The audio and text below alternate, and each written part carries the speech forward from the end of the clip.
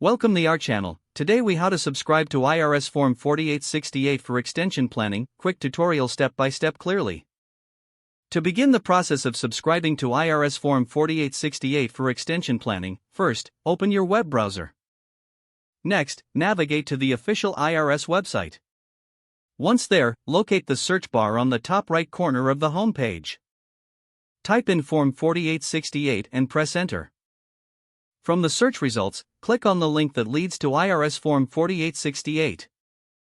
This will take you to the page dedicated to the form and its instructions. Scroll down to find the section detailing how to file for an extension.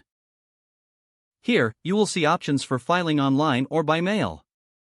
If you choose to file online, click on the appropriate link for electronic filing. You will be directed to approved e-filing services.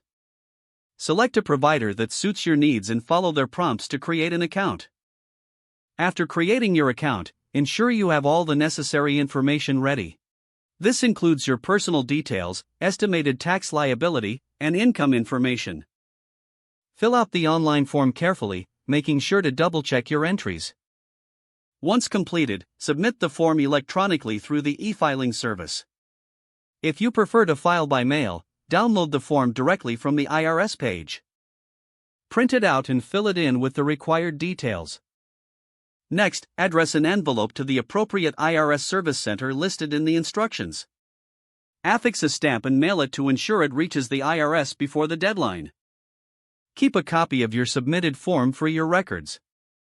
This will help you track your extension and prepare for your tax obligations. If the page does not load, refresh the browser or try again in a private or incognito window. Make sure you are using the correct email address, then retype it carefully to avoid small typos.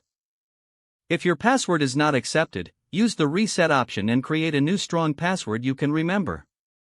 Check your spam folder for verification or security emails, then complete any requested confirmation steps.